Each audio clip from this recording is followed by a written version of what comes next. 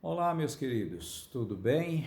Meu nome é Alberto, eu sou presbítero da Igreja Presbiteriana de Campina Grande. Nesse momento, gostaria de dar continuidade a um tema central que estamos trabalhando já há algumas semanas, que é a espiritualidade cristã em tempos de crise. Hoje, o nosso subtema será a espiritualidade cristã na crise familiar. Nós vamos trabalhar alguns textos que estão na palavra de Deus no livro de 1 Samuel, os 4 primeiros capítulos. Mas eu gostaria de ler com você apenas o capítulo 2, verso 22, que diz o seguinte, assim a palavra de Deus. Eli já era muito velho e ouvia tudo o que os seus filhos faziam a todo Israel, e de como se deitavam com as mulheres que serviam à porta da tenda do encontro. Vamos orar. Deus Pai Todo-Poderoso, mais uma vez estamos diante de Ti, buscando sabedoria, capacitação para trabalharmos a Tua palavra e dela tirarmos lições para a nossa vida. Senhor, que a partir de mim eu possa não só aprender, mas na prática eu possa usar este aprendizado em minha família. Trabalha, Senhor, o coração de cada irmão que haverá de assistir este vídeo e faz segundo a tua vontade na vida de cada um. Nós te oramos agradecidos em o nome de Jesus. Amém. Queridos,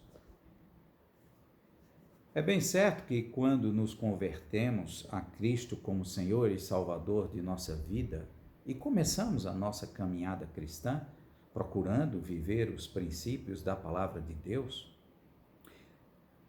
a gente sabe que, com o passar do tempo, durante esta caminhada, as crises são inevitáveis, inclusive dentro da família e do casamento.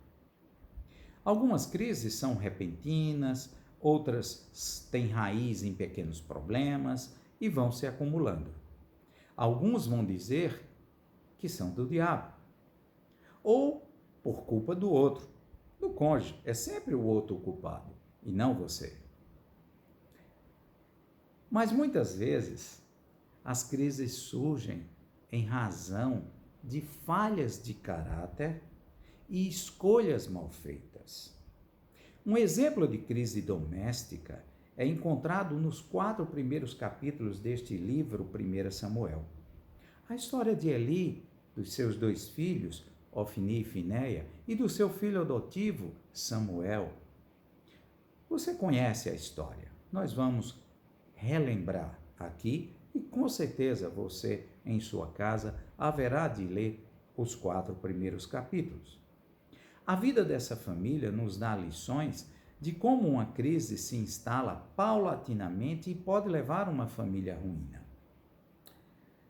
A Bíblia não faz menção quanto à esposa de Eli. Mas quanto a Eli, a Bíblia dá algumas características. E seja, ele era um bom sacerdote, era diligente, responsável, líder competente, espiritualmente sensível, dedicado a Deus, respeitado pela nação judaica. Mas, queridos, lá em 1 Samuel, capítulo 4, verso 15, diz que ele terminou seus dias cego. No entanto, a pior cegueira de Eli foi não observar que seus filhos cresciam distantes do Senhor. A Bíblia também diz quem eram Ofni e Finéias. E ela cita algumas características. E veja quais são as características dos filhos de Eli. Eles eram sacerdotes como o pai. Tinham uma vida oposta à vida de Eli. eram ímpios, inflexíveis, teimosos e rebeldes. 1 Samuel capítulo 2, verso 2, diz que eram sacerdotes ímpios e desprezavam a Deus. Diz aí, como é que uma pessoa pode ser sacerdote com uma característica dessa? A Bíblia é muito clara. Ela cita: eram, porém, os filhos de Eli, filhos de Belial, e não se importavam com o Senhor. Portanto, estas eram as características dos filhos de Eli. Não sabemos ao certo como e quando o problema dos filhos de Eli começou, mas certamente essa tendência depravada deles devia estar sendo alimentada por muito tempo. Certa feita, um escritor, F.B. Meyer, ele cita o seguinte: nenhum homem se torna desprezível de repente. Entendeu? Nenhum homem se torna desprezível de repente. Eli, o pai daqueles dois jovens, fora avisado algumas vezes acerca da conduta dos seus filhos. Uma primeira vez foi pelos próprios adoradores do templo, aqueles que frequentavam ali o templo, chegaram para Eli e disseram a ele. E ele ficara sabendo, como lemos no capítulo 2, verso 22, Eli ficara sabendo da conduta dele. E veja o que Eli respondeu no verso 23 daquele capítulo 2. E disse-lhe: por que fazeis tais coisas? Pois de todo esse povo ouço constantemente falar do vosso mau procedimento. Eu fico pensando, queridos, que o exemplo de Eli ali, naquele momento, foi de um pai que de repente recebe uma reclamação da escola sobre o mau comportamento do filho e apenas diz ao seu filho que esteve ali na escola e ficou sabendo do que aconteceu. Apenas isso. Será que é esse exatamente o comportamento nosso como pais? Um segundo aviso que Eli teve, ele recebeu de um profeta desconhecido. Está lá registrado em 1 Samuel capítulo 2, verso 27 a 29, que diz o seguinte: por que pisais aos pés os meus sacrifícios e as minhas ofertas de manjares que ordenei se me fizessem na minha morada? E tu, por que honras a teus filhos mais do que a mim? Para tu e eles vos engodades das melhores de todas as ofertas do meu povo de Israel. O relato desse episódio deixa claro, a situação ali piorou, não era apenas uma advertência. Aqueles filhos, com certeza, tinham condutas muito piores. E Eli passou agora de um simples espectador passivo a um participante ativo. Ele também comia das ofertas da carne roubada pelos próprios filhos. Portanto, a situação piorara. Mas Eli foi avisado uma terceira vez. Ele, desta feita, foi avisado pelo próprio Senhor através do filho adotivo Samuel. Lembra de Samuel, o filho de Ana e Elcana, que fora deixado no templo para ser criado por Eli. Então, Eli era o pai adotivo de Samuel. E certa feita, Samuel estava dormindo próximo a Eli e de repente ouvira uma voz: Samuel? Então ele, pensando que era alguma necessidade de Eli, fora perguntar a Eli o que é que ele precisava. E ele disse: Não, não lhe chamei. Volte para dormir. Ele voltou. Novamente aquela voz o chamara. Ele perguntara novamente o que Eli queria. Ele de novo disse que não queria nada, não falara nada. Mas disse: Olha, se você ouvir novamente esta voz, responda da seguinte forma: pronto, fala que o teu servo te escuta, Senhor. Mais ou menos assim. E assim, Samuel voltou para a cama e a voz, pela terceira vez, o chamou. E disse exatamente o que iria acontecer com Eli e com a sua família. Ao final, como você reagiria se um mensageiro do Senhor lhe dissesse aí que ia destruir a sua casa e aniquilar a sua família? No outro dia, Eli queria saber o que foi que ele ouviu,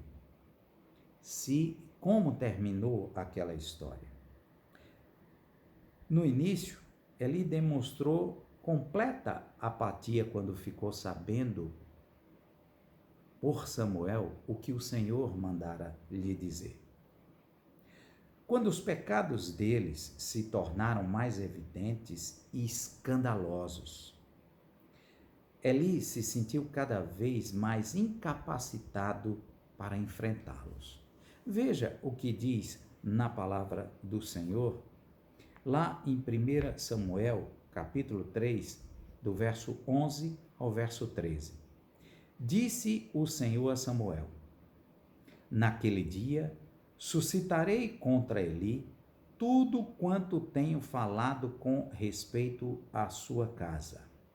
Começarei e o cumprirei, porque já lhe disse que julgarei a sua casa para sempre, pela iniquidade que ele bem conhecia, porque seus filhos se tornaram execráveis, e ele não os repreendeu.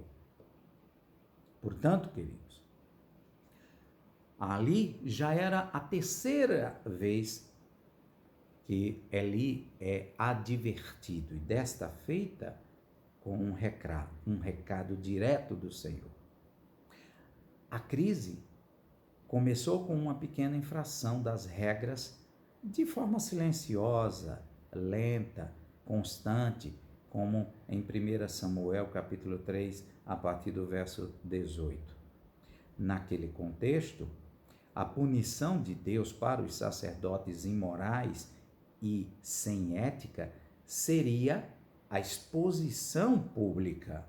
E se não se arrependessem, seria apedrejamento pelo povo. O restante da história nos dá conta de que os filhos de Eli foram mortos pelos filisteus.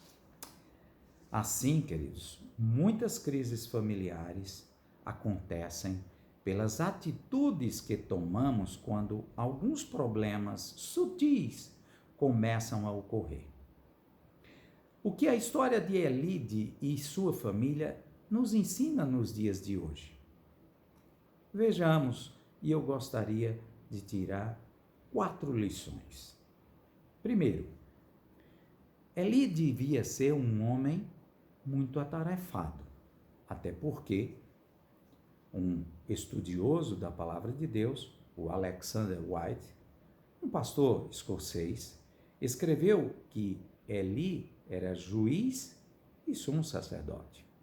Ele disse: Eli era juiz e sumo sacerdote para toda a casa de Israel, o mais competente, o mais trabalhador, o mais dedicado, o mais incansável, o mais insone de todos os homens, não poderia ter feito o que Eli se comprometeu a fazer. Eu te pergunto, queridos, você é uma pessoa muito atarefada? Você tem tempo para a sua família? Veja que nós estamos em plena pandemia E as pessoas ficam inquietas por terem que conviver mais tempo com suas famílias. Não é verdade?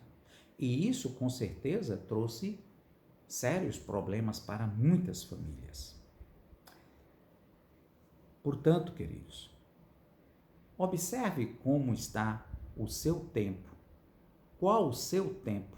Ou que tempo você tem dedicado à sua família? Segunda lição. Eli foi insensível demais, embora fosse um sacerdote sensível, um juiz sensível, mas ele, para a sua família, ele foi insensível demais. Ele desprezou, né, várias advertências. Na verdade, todos nós notamos esses problemas sutis. A questão é o que fazer deles. Eli foi insensível, desprezou as advertências do povo e do profeta e até a mensagem do Senhor. Não ligou os pontos, nem sequer os mais evidentes. Você tem sido sensível às necessidades dos seus familiares, dos seus filhos, da sua esposa? Pare um pouco e pense. Terceira lição. Eli foi lento, procrastinou em tomar algumas decisões diante dos problemas. Eli não reagiu rapidamente diante das advertências do povo que se preocupava com ele. Uma reação rápida aos problemas familiares é fundamental para a vida familiar. Portanto, queridos, não espere, busque ajuda. Para proteger sua família nas crises, muitas vezes é preciso buscar a ajuda de alguém preparado, um pastor, um conselheiro de casais, um terapeuta. Você não pode ficar de braços cruzados, achando que o tempo vai resolver o problema. Lê do engano. O problema vai aumentar. O adiamento alimenta a crise. Pense nisso. Se você demora em lidar com assuntos críticos, porque não sabe abordá-los, qual o motivo para adiar? Ou você busca ou demora a buscar ajuda? É importante parar um pouco e pensar. Se você não se sente capaz a trabalhar neste sentido, busque ajuda. Uma outra lição que esse texto nos dá é que Eli não reagiu de acordo com a gravidade do problema. Quando Eli agiu, a intensidade de sua reação não foi proporcional à gravidade do problema. Mesmo que Eli não se dispusesse a executar seus próprios filhos, a situação exigiria, no mínimo, a expulsão deles do templo. Na família, nossas reações precisam ser proporcionais à gravidade do caso. Algumas situações exigem ternura, outras exigem pulso firme. Ter pulso firme não significa tomar atitudes violentas, mas fazer o que é certo, embora nos custe muito. Ao final, não devemos buscar atalhos. Viver em família, queridos, nunca foi e nunca será fácil. Precisamos ter disposição para agir rapidamente ao menor sinal de uma crise iminente. Portanto, se você descobrir um problema que exija mudança drástica, você é capaz de abrir mão de suas prioridades para dar ao seu casamento e à sua família a atenção que merecem, faça isso. Dê atenção. Pare aquilo que está fazendo. Observe e trabalhe nisso. Examine estas questões. Portanto, queridos, isto nos leva a algumas práticas. Primeiro, desperte. Fique de olhos bem abertos. E quando vir algum problema que lhe chame a atenção, por menor que ele seja, não o deixe de lado. Não o menospreze. Outra coisa, converse. No lugar de acusações, faça perguntas. Ouça com atenção seu cônjuge, seus filhos, seus pais. Converse para compreender e ser compreendido. Esteja alerta para as necessidades deles. Seja sensível e tome uma atitude. Converse de modo franco e claro. Deixe de lado as acusações e faça perguntas. Converse para compreender e ser compreendido. Uma terceira prática, seja bem presente. Busque conhecer seu cônjuge e seus filhos intimamente. Jamais suponha que você conhece tudo a respeito deles. Seu papel é estar junto deles, manter o interesse por eles, enquanto o Espírito Santo realiza sua obra. Não se afaste. Trabalhe em conjunto com seu cônjuge para lidar com qualquer dificuldade. Empenhe-se em conhecer seu cônjuge e filhos intimamente. E quarta observação, querida. Dê atenção às prioridades. Mesmo pessoas espiritualmente maduras podem ver seu casamento fracassar e sua família desmoronar. Basta colocar as prioridades no lugar errado e não tratar as crises aos pés do Senhor. Portanto, dê atenção às prioridades.